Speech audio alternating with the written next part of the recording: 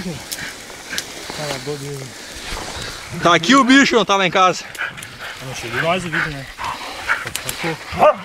Cabeça, né? Cabeça. Tá morto essa praga? Tá morto, os cachorros vão lá na boca dele. Tá lá, Douglas.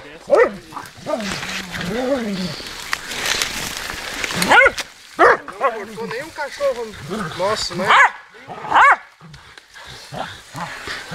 Os dois tiros que eu dei, o primeiro, ele veio pra lá, né? A baita foi atrás e ele virou reto em mim.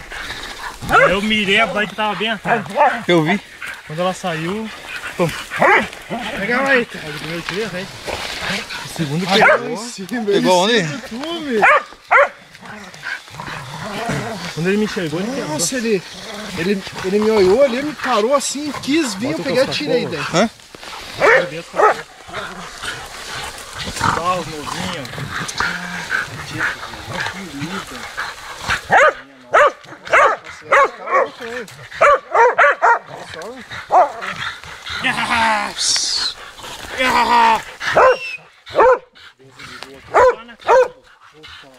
O quê? Vamos cortar essa cabeça e vamos lá na casa, velho.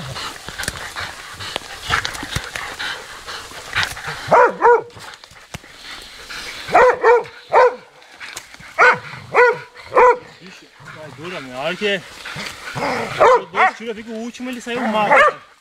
Ele vinha caindo. Ele entrou ali, eu fui lá pelo campo. Eu cheguei ele bem sentado. Ficou assim, atuando lá. Ele sentado. É, ele senta, né? Quando eu cheguei nele, que eu fui me abaixar assim, dos laminhos.